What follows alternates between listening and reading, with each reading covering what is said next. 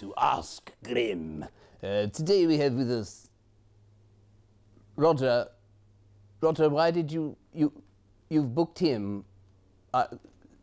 You've booked Sigmund Freud, Roger. What? That is correct. You're yes. Sigmund Freud, are you? I was told by your lovely assistant over here that you are in desperate need of psychoanalysis. Well, so are you if you call Roger my lovely assistant.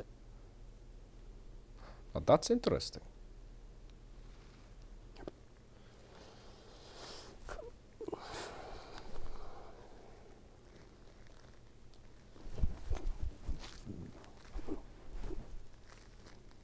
What are you doing? You could see that.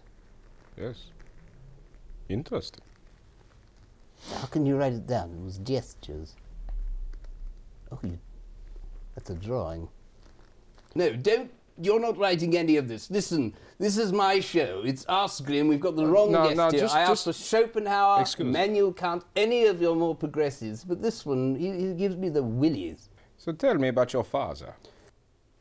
You seem very tense. I'm not tense. I'm not tense at all. All right, hello.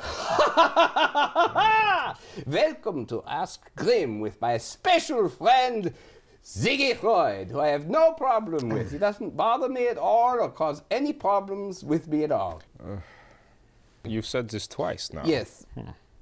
Did I? No, I just said it once, didn't I? I did say it once. It always indicates that you are thinking very heavily about it. I am not thinking about it. Not at all. Does my presence here bother you? Only now does it bother me. Of course it bothers me because it's supposed to be someone else.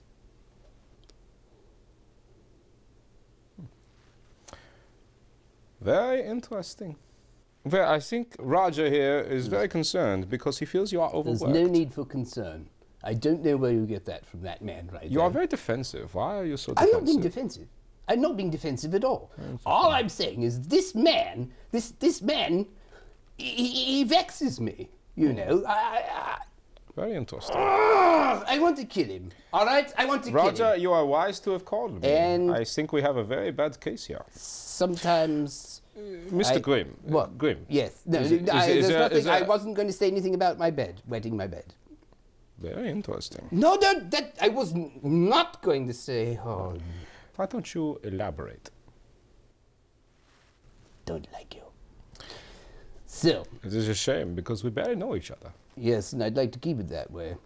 Now, here on Ask Grimm, I typically ask questions of my guest rather than my guest asking me questions. Well, I think this is why Roger called me. He's very concerned. You are overworked. And I just want to give you a place to talk to me. And no one understands. You know, it's so difficult, Sigmund, sometimes, you know, to show up and do the menace thing. I must take you and everything. People think you're Satan. Sure.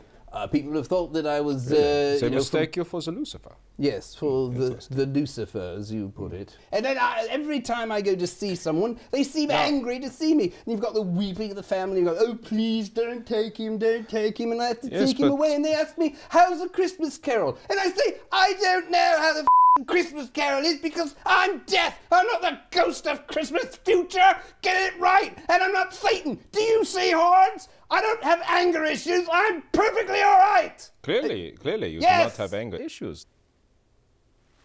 Other than that, you know, it's day in, day out. It's a living. Tell me about your mother. My mother. Well, Beryl was a looker. She was an absentee mother in very much the same way most of my friends are absentee. Do you feel like this occupation... But I didn't choose it, of course. Who would choose to be deaf? I mean, as I said, no one's glad to see you. You have mental midgets working for you. Your minions, I mean, look at him. Look at him. He's microencephalitic. He has no brain. Tell me, what occupation, other than this one, would you like to do? Well, I always wanted to work in plush toys. Tell me more. Also wanted to be a Yeti hunter. I can honestly say I have never heard that before. Tell me about your father. Well, I didn't know him well. Is this the family business? Was he a reaper as well? He was a reaper, you know, a sort of failed reaper. He gave people coughs. So he just annoyed people and didn't kill them. His name was Whooping Reaper. I don't know if you know about him. No, I've never heard of him. Long time ago, come by, give people a whooping cough, but not really kill them. And he always considered himself a failure. Do you feel like you have any memories that you are not being totally honest about? Say, something you've forgotten about? No, like a repressed memory, perhaps? No, not at all. My mother dressed me as a clown. Oh my God. This is remarkable. Good. You are making some remarkable progress here. Good. She dressed me as a clown with his floppy shoes. That explains everything. How did it make you feel? Well, it made me feel sort of funny. Wow. Mr. Grimm, I must say, we have come quite a long ways today in our psychoanalysis here. Okay. Look, no apologies, but I don't need this. Roger thinks I need this, but I don't need psychoanalysis. I'm perfectly well adjusted. There it is again, that denial we talked about. I'm not denying it. I am not denying it. But you're denying that you're denying it. I deny that I'm denying it to you. You know that I'm denying that I'm denying to it. Now, I'm not going to get into it. So wait, are you denying me or are you denying you? I'm denying it now, my friend. So you're denying yourself and denying me? I'm denying that completely. I deny my denial of denying. You have a truly dizzying intellect, my friend, I must say. So, Roger, that's the last episode with Sigmund Freud. Doctor, I should say. Dr. Sigmund Freud, who would be helpful to someone who had real problems, but certainly not me. So there's that projection again we talk about. I don't need psychoanalysis, but someone else will. So, tune in next week for Ask Grimm. I've got it together, baby. In your face. I'm sane.